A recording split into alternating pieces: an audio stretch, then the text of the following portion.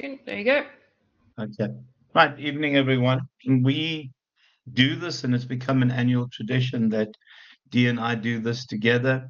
It really is just trying to give you a sense of what's involved in the actual coding process, how we transition from the transcripts that we've made to arriving at final codes and categories and themes, and obviously on the basis of those themes, trying to make sense of those in the context of the research that you've done thus far. To just say, this to me is the first time that you really add a bit of scholarship to the world of academics. Now, we're not creating theories at this level, but think of what you're doing. I mean, it is the first time that you are creating your own knowledge. And yes, it's at a lower level, but be that as it may, at an honors level, you are creating knowledge, and that knowledge will live in a repository for the future. So, for me, this is the best part of the research. It's also the most difficult part of the research, but if it was easy, everyone else would do it. So, honestly, this to me is the most enjoyable part. And yes, you're going to sweat through it, and yes, you're going to struggle, and you're going to believe that you're the dumbest person in the world. But when it's done, it is a great sense of satisfaction. And yeah, I'm going to hand over to Dee.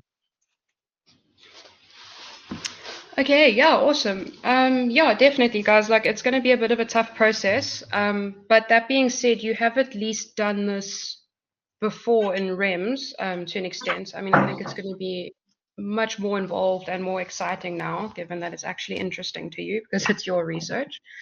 But yeah, so let's just go through, I guess, the process of qualitative coding. I'm going to kind of go through that, kind of the theory, and then Henny, I think, is going to jump in with some kind of practical examples, and then we're going to do a thing together. Okay. Um, all right. So yeah, we've called this a qualitative coding workshop because obviously, there are different types of qualitative data analysis, but at the basis of all of them is this process of coding. And so you really need to nail this. It's the most important thing, no matter if you're doing, thematic analysis or narrative or discourse or whatever. Coding is the thing that you need to do. So yeah, this is where we are. We're at the basis of this. Okay, so I quite like this diagram, and I'm going to speak to this for a little bit, particularly because of the little arrow that follows the steps up here, research questions.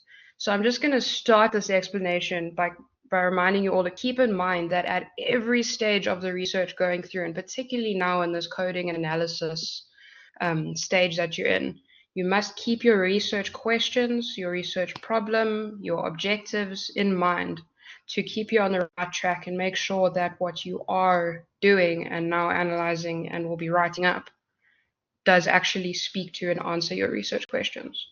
Yeah, it's fairly easy to get off track. So if you just do keep that in mind, even from the get go, it is quite helpful. Okay, cool. So first of all, you're going to prepare and organize and then explore your data. So yes, my last INRP session with the psych guys, I did the transcription stuff with you. So hopefully you've all at least started transcribing and organizing your data at this stage. I know obviously some of you are still waiting for some participants, and we'll chat about that at the end. I think we'll address some concerns around that then. But yeah, and then I think it's just really important that you start to transcribe and organize your data as you go. So don't wait until you've finished all your interviews to start organizing your data. Start doing it as they happen. Yeah, that's good for various reasons, but most importantly, because it's still fresh in your mind. And then when you're going through that transcription process, it's much easier than trying to, remember what happened when listening to the audio. Okay, so yeah, that stage, just basically fundamentally make sure that your data is accessible to you, it's easily readable, and it's so that you can work with it when you go through this now very almost destructive and constructive phase of coding, because it's very much what you do, right? You break down your data and then you end up building up your argument again, okay, from those bits. Okay, so what you'll do is kind of this basic level of coding.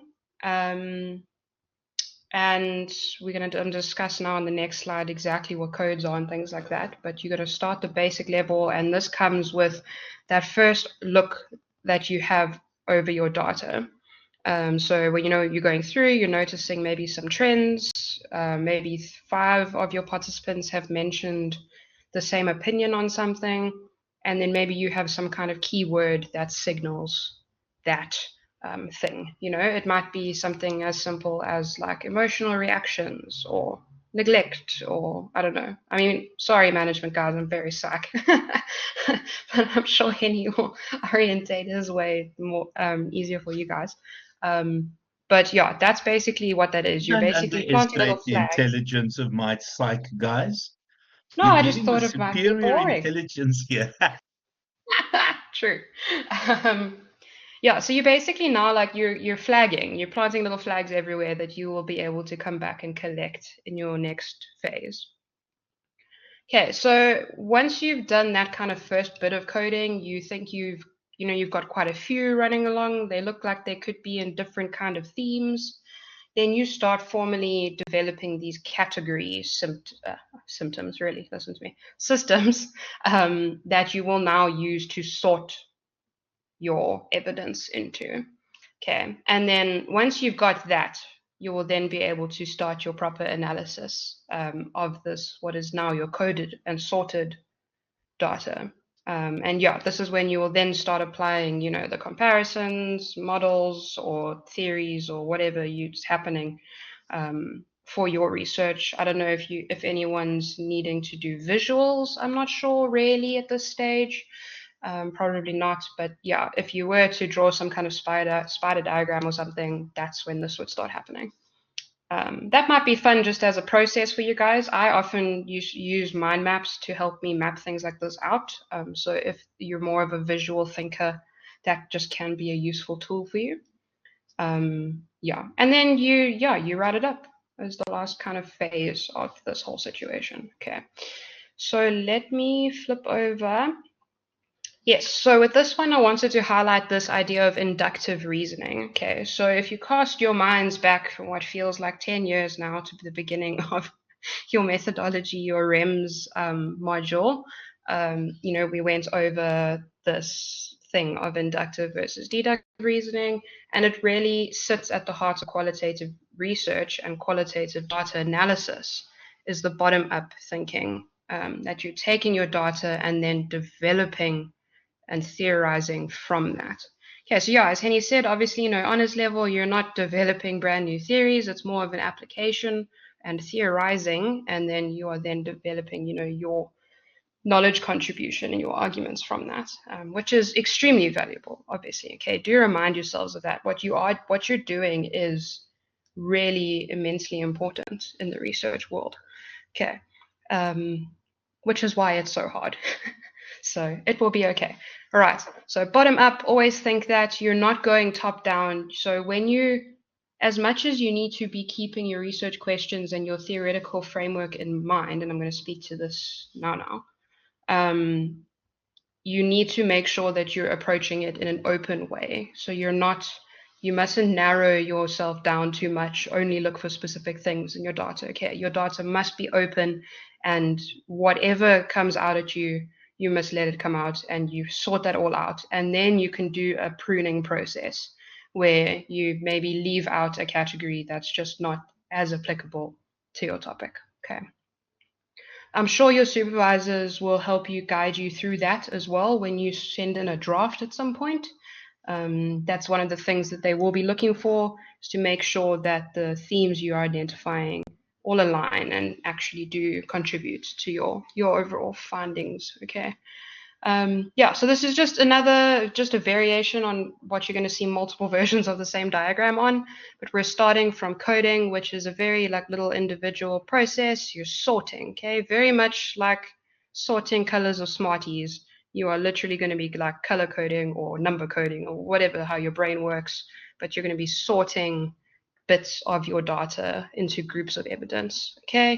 And then you end up now, you will start doing that rebuilding phase when you start to build up categories and themes, and you will start then synthesizing those ideas into broader themes. And then through the analysis comes the theorizing phase. Okay, so just remember you are moving from this particular literal raw data is what we call it, and then to an abstract or a general write-up. Okay, so just keep this in mind, and we're gonna do, a write-up. I'll do write-up stuff in the INRP classes, but whatever. But bear this in mind, okay? Don't get overly hung up on that raw data. The overall goal for your project write-up is going to be your argument and analyzing your data and using your theory to do so. Okay. This is my favorite diagram ever, mostly because I added Shrek to it, and why I did so was, hopefully this is not generationally a problem, but ogres have layers like onions, and so does coding, okay? So here's like basically the same diagram, but just a bit more involved. We have data, data, data, data, data. So viewed like this block as kind of like your interview transcript, right? And you've got a bunch of words just filling up many pages here. So then you will develop various codes. The number of codes you develop is entirely dependent on your data and dependent on you. Okay, we often get the question like, how many themes should I have? And like, I can't answer that. It really depends on your data. What I can say is that less than 3 is probably not enough. And that by that I mean like the big themes that you discuss in your overall project. Okay, so aim for kind of that, and then if you have more, lovely, all right. Okay, so you're gonna have the codes that will emerge from the data. If it's complicated, you may even have subcodes, but that's really something I don't suspect is gonna happen too much. It's more going to be that you're going to be grouping codes into categories through this process. And at this stage, you kind of need to be a bit ruthless at this stage. Because a lot of the time, data can seem like it's speaking to the same theme, but you really need to sort things out for yourself and sort where evidence goes. It is obviously possible that a piece of evidence could fit into more than one category, and in which case, you would highlight that, but that would mean that the evidence then would be viewed in different ways to serve the purpose of that category or explain that argument that you're developing there. Okay, again, yes, you might have subcategories, but I doubt it. That's just extra complicated, but it may happen. Really depends a lot on your theory as well. If you have a very over-involved theory, then yeah, you end up with a few subcategories with each category, and that helps you sort through your theory. So do lean on your theory when you are analyzing and looking for codes, okay?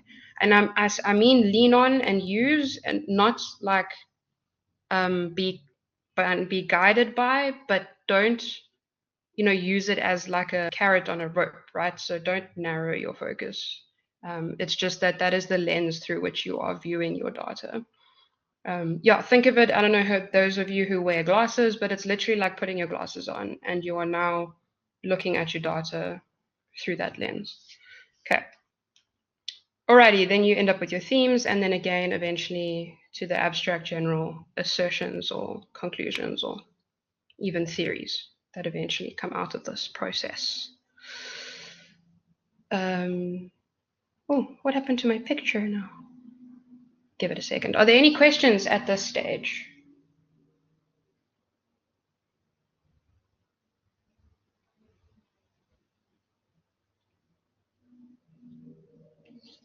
Is there a maximum number of codes that we can do, or is it unlimited?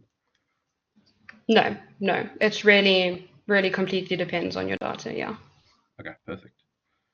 Yeah, and it's because that pruning process happens, right? You might do your initial coding phase and have like, I don't know, an outrageous number like 42 or something. I mean, that would be hectic because it's not like you have like hundreds of interviews. But you never know. And then, yeah, you end up pruning that when you get down to your categories, and you probably find you ditch a few. So, yeah, don't limit yourself to that. Rather just see what happens. Sorry, Guy. If you're interviewing people who don't give you the same information every time, you might end up Yeah. with additional codes as well. Okay. Yeah, that's true. So that's a good point. So like earlier I mentioned, try and transcribe your interviews as they happen, and then you can even start your initial coding phases, and then you find you might have an interview after those ones, and they give you completely weird and different things. Then obviously you're then going to be coming up with new and wonderful codes for that. Perfect. Thank you. Cool. All right. I mean, Henny, I think I can throw it back to you now for what you want to do. This next thing was just another diagram. It's chilled. I'll provide the slides. And then, yeah.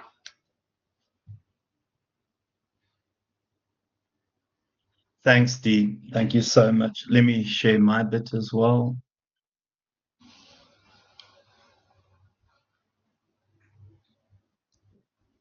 Right, now I'm going to show you examples of different codes and themes and categories and subcategories. Now, obviously, none of these are going to perfectly fit what we have in terms of the ideal that we move from code to theme to category, or to code to category to theme. But the reality is, it gives us an idea of how things essentially combine and logically link together to end up with particular themes.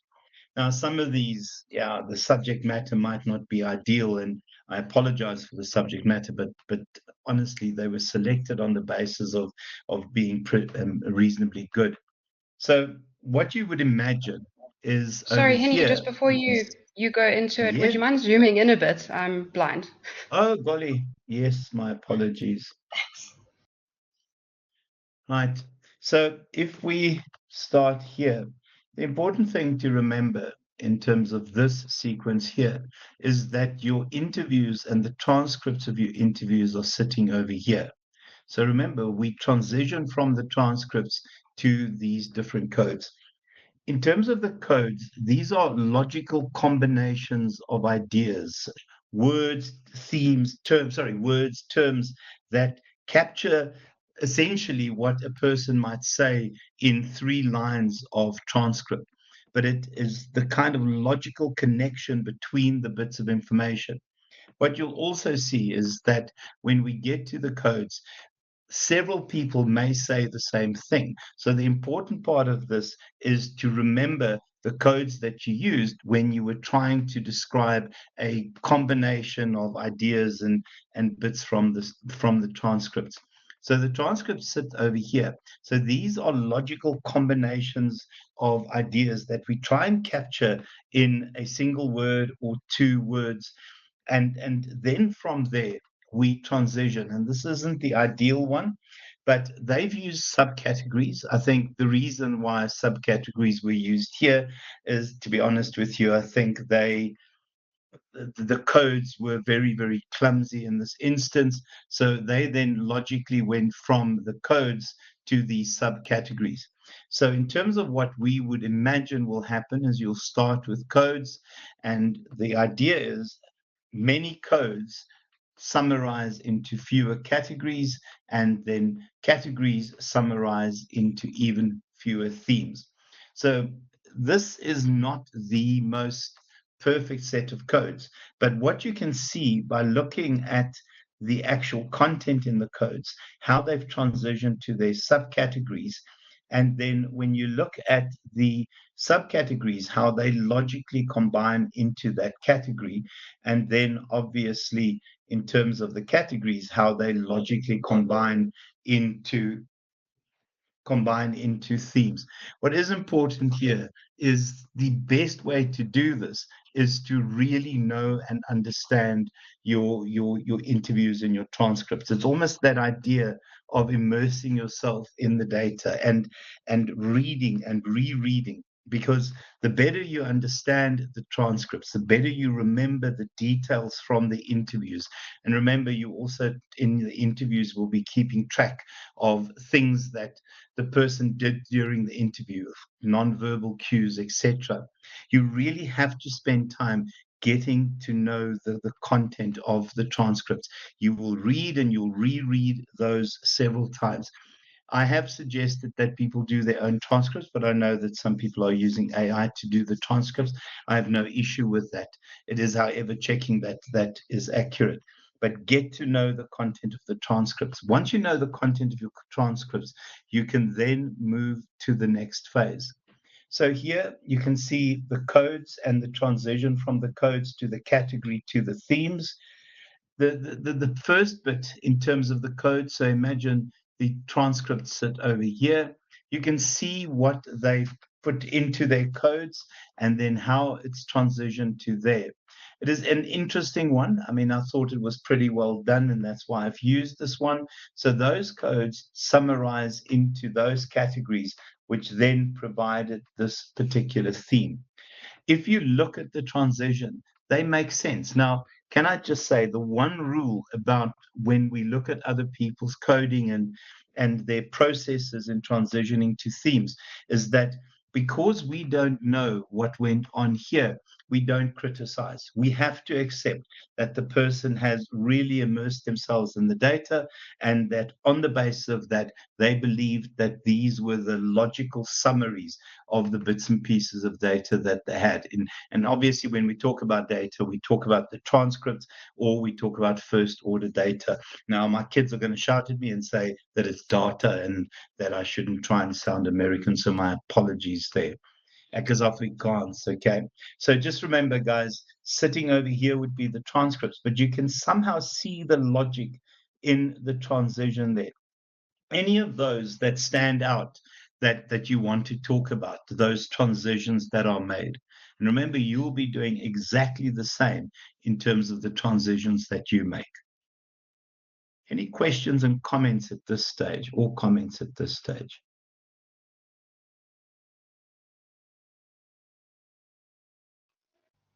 So far, so good. And also, oh, that's good. Thank you, Snare.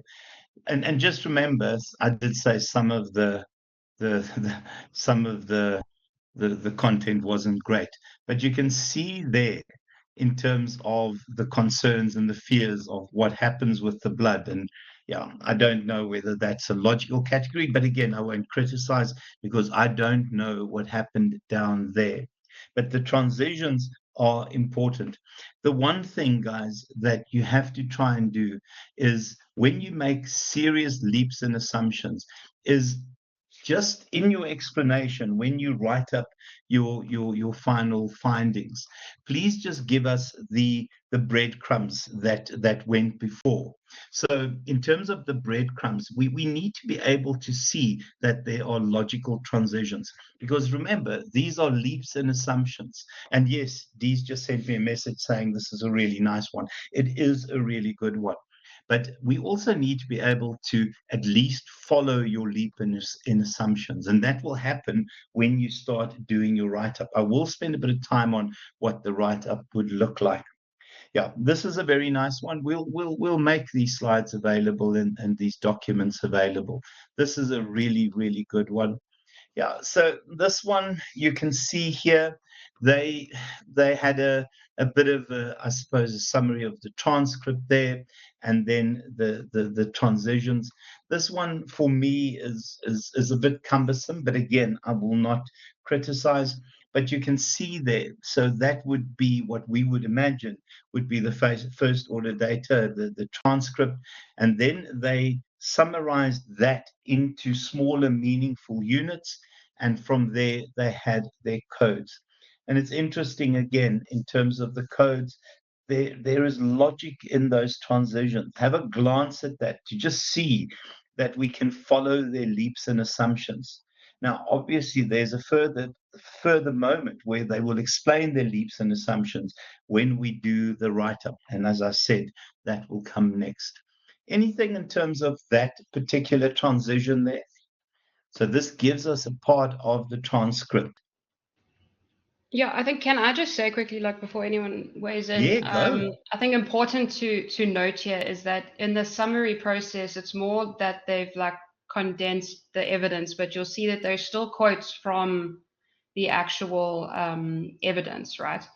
So, because Yeah. we've had issues with this in the past, so you can't summarize the interview transcripts in your own words and then code that. Yeah. Yeah, So if the you're gonna, transcripts will still sit here, guys. The yeah, if you're, transcripts will still sit there. Eh?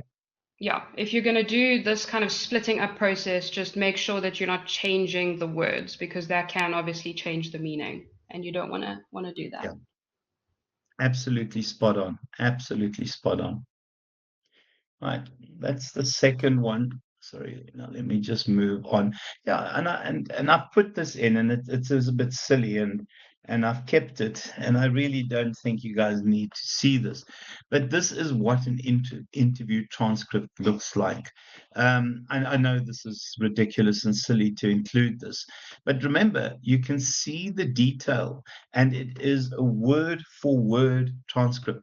We don't make summaries. We don't change the meaning. We don't reinterpret what people had said. I think what we must remember is that these individuals, in particular in qualitative research, and yeah, I know there are a couple of mistakes in there, but in qualitative research, people will often share their perceptions, their beliefs, their views on certain things. And we need to give them and we need credit and acknowledge their contribution because a lot of those perceptions and views and opinions are very, very personal. And if we don't fully acknowledge what they've said, it's almost treating our our participants with disrespect. And I know that sounds exaggerated, but the truth is people open up during qualitative research. People dig in, people touch on serious issues in their life during qualitative research. And not doing the transcripts properly is not acknowledging their contribution. It's almost showing respect to the people who actually took time out. And remember, interviews will take up to an hour. That's an hour out of people's busy lives. So we have to acknowledge it by doing this properly. I know that sounds exaggerated, but I think we need to understand that we also have to show respect to what people have contributed. Guys, I just want to find one more. My apologies, I've got so many documents open here. Yeah, this one I quite liked. This one I quite like. Again, the topic and the content, I'm not going to go through that one. It's not my best example. So what they've done is in reverse. So you would imagine that the actual transcript sits over here. And then from there, they've taken their codes. So you'll see the number of codes. Now they've just separated the codes with commas. Yes, and I know it's not the ideal topic, but if you look at how the transitions happen from the codes to the categories to the themes, to me, this is a wonderful example of where the breadcrumbs are implied, where we don't have to think too far to try and follow people's leaps and assumptions. Have a glance at that one, and if anyone wants to comment on that one, because the leaps aren't that great. They aren't that unrealistic that we can't follow that. And remember the coding, the transcripts sit down the side here. Oh, crumbs, and I've left it too tiny again. My apologies.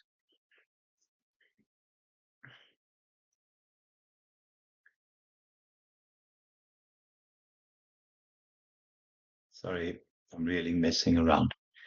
Any comments about that one? What I like about it is the fact that those leaps and assumptions are obvious. Any questions, any comments like about that one? Yes, the content isn't great, but so be it.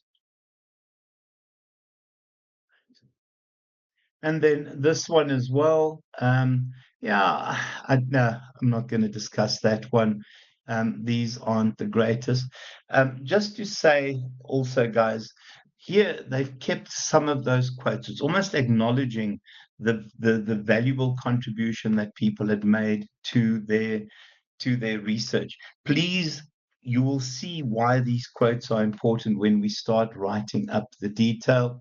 Yeah, and you can see here, this is the actual transcript, and then they transitioned from there to the next bit of detail. These are nowhere near as good as anything else. This one's quite nice in the sense that here are the bits of quotations that contributed to these specific codes, and then the themes that evolved from there. These are important because we will acknowledge the contribution from our participants in our final bit of research. Right. Any questions at this stage before oh gosh, I'm showing you guys stuff you shouldn't see.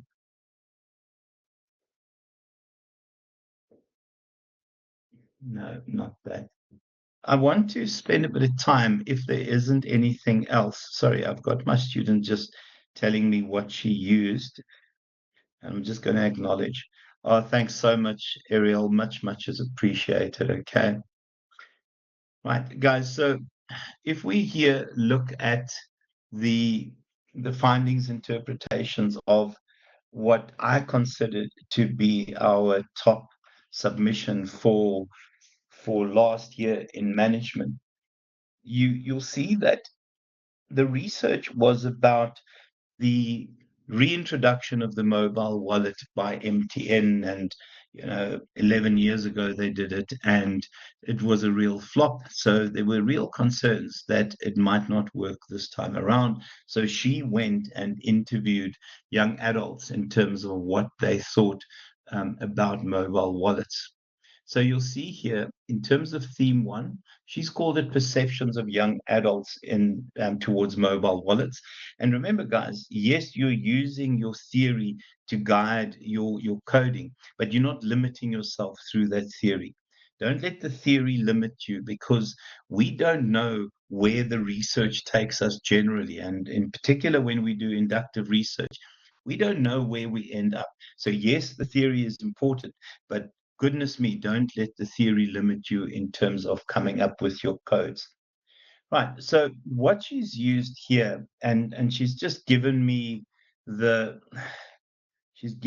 sites that she's used. The first one is worditout.com. So worditout.com. Hold on a second. Let me see if I can find it and you can have a look at it.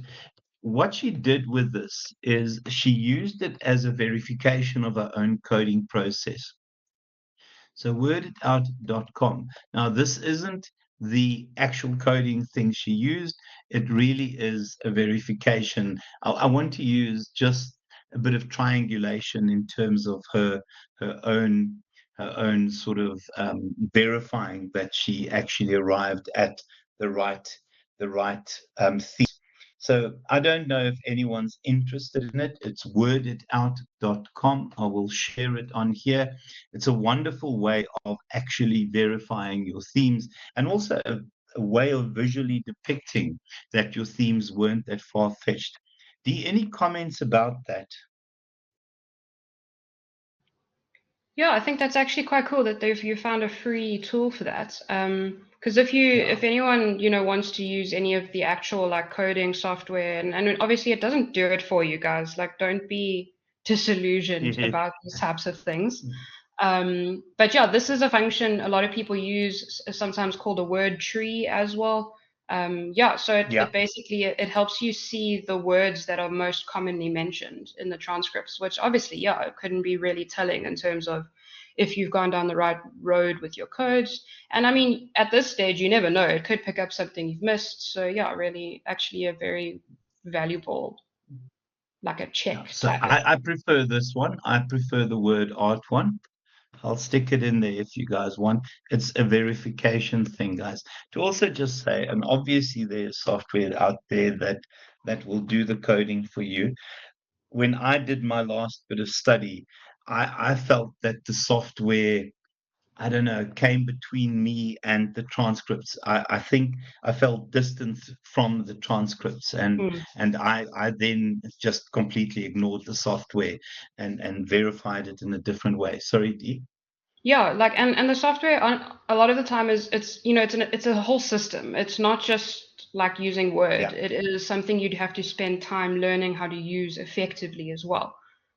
So whatever, harness tech how you want to. But at the end of the day, it's not like you guys have hundreds of pages of transcripts. It's very manageable for you to do this physically and manually, even if you print your transcripts out and go highlighting. It would, I think, really actually be more beneficial to you at this level, at this stage.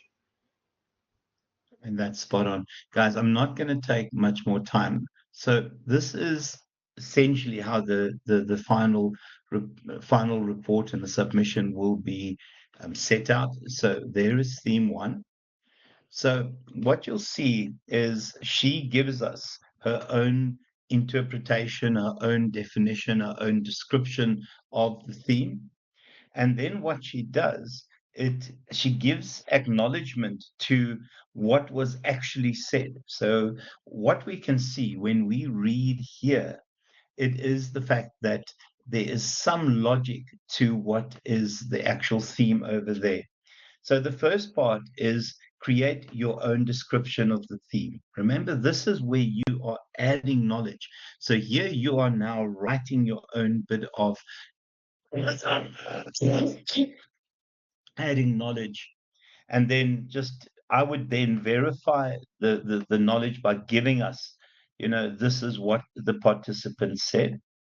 And then obviously from there, I like the idea of here including the discussion from the theory, etc. Unfortunately, so where we link this information back to existing scholarship, but I think the rubric separates those. I don't know what it does in psych. So you'll see during the next phase, she then links the theory or links the different themes to existing scholarship and then contextualizes it in terms of existing scholarship. It is almost a way of showing the readers of the report that we are not that far-fetched in our findings. We've got other people who support what our findings are. So this will be the final write-up. Anything from your side in terms of that? Any comments about how it was laid out here? Yeah, fine. That's just not APA, but obviously, so the psych peeps need to follow Gosh, APA yes, no, guidelines. yes, But similar, yes, it's very yes. similar anyway. But Okay, aside from that, my yeah, apologies. so there's 2 ways you can do it, and really you need to consult your supervisors with their opinions on it and, that kind of thing. But you can have a separate results chapter and then a discussion chapter, or you can combine them. I'm quite personally a fan of combining them. But it Yeah, really absolutely completely depends on like topic and skill level as well. Okay. It's easier to separate them if you are not a very confident writer. So yeah, it's really up to you guys. But just most importantly, wherever it appears, that discussion, if you must be centered on your theory. Okay, so like there are 3 things that happen. You obviously describe your themes, you link back to literature and explain that. But literally, most importantly, is that you're analyzing your themes through the lens of your theory. So you need to directly speak about your findings and explain them using your theoretical framework. Okay, and that's like directly with your language, like literally, according to attachment theory, this theme makes sense because, but with detail. So yeah, I can never emphasize that enough, and it's forever the first thing that's missing when we see the first drafts. But I know it's because this is a monumental task, so you must get started as soon as you can, specifically, especially with the results, write up. But then do it in phases. Write up your results and then go and look at it afterwards with your theory and then discuss using your theory. Then you'll make sure you won't forget that phase, because that's a make it or break it. And it's heartbreaking when theory doesn't exist in a discussion, and we have to give very low percentages for that. Okay. perfect. That's from my side. I'm going to hand back to you. Cool. Yeah, I don't know if we want to take a quick break before we do this activity. I think it's up to you guys. Henny, I'm not sure what the timing situation is. Well, I've got to leave at 7:30. I've got a class at 7:30, but I'll leave at 5:20 because I've got quite a bit of prep to do, or quite a bit of documents to open and sort. So Okay, 5:15 is cool. my latest. Okay. Okay, cool. Well, let's just jump right in then, I think. So this is really just a quick little activity to apply what we've been speaking about now, theoretically, in terms of method. Okay, you should be seeing it in a second. So those of you that are my students are well familiar with my experience with Harry Potter. Okay, it was what I did my master's thesis on, and it was horrifically complicated with attachment theory and discourses and etc. But it is magnificently juicy in terms of the themes and the things that come out of a small amount of text. So I thought it would be quite a fun example. I'd like to sort you guys into maybe 4 breakout rooms. And you can quickly basically go over this and code it and discuss it together and yeah, come up with just one theme as a group. And then, just be able to chat about that and more importantly, the process of how you got to that theme. Um, yeah, that's that. And I think it'll be fairly fun. I don't know if all of you are familiar with Harry Potter, but I'll just a little bit of context for the excerpt I think can help. It's from the last book, so spoilers if you haven't read these in your lifetime yet, sorry. But this takes place basically just after Harry has confronted Voldemort and is killed by Voldemort, technically. But, Zinger, he had the resurrection stone in his pocket, so he didn't technically die. He kind of goes into this, and this is interpreted in many different ways. Like psychodynamically, people are like, no, it was a vision or subconscious or whatever. But basically, he goes into this other space. Yeah, the afterlife, whatever, and he speaks to Dumbledore, who is also dead at this point, right? So he sees his like mentor, father figure, grandfather figure person, and has this conversation. So these are just little snippets from what is basically a whole chapter of a conversation. But yeah, he's psychologically he's processing what has just happened, and yeah, the culmination of like his entire life's purpose, basically. Yeah, so that's the context for this. I think let's just sort you into groups quickly, and then you can go ahead. I think just take a quick snapshot of this. I'm not sure if the screen carries through projecting into the groups. Okay, are there any questions while I do that on this end?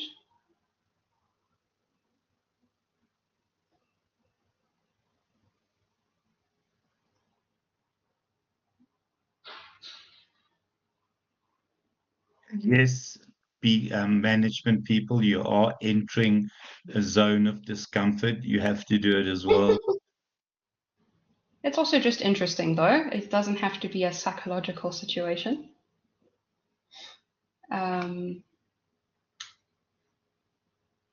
Okay, alrighty. Okay, everyone ready? Everyone taking a picture of it or something? I'm sure at least one person in each group would have. Okay, I'm gonna give you guys 15 minutes. It's not a long time, so you need to put your brains together. You can divide up the task, and yeah, come up with a quick theme and report back. Okay, so 15 minutes starting now. So at 7:05, I will break everyone back into the main room. And I'm sorry if this ends up cutting you off halfway through a sentence. Can't be avoided. Okay. See you guys in a few minutes. Please don't be scared of each other. Do chat.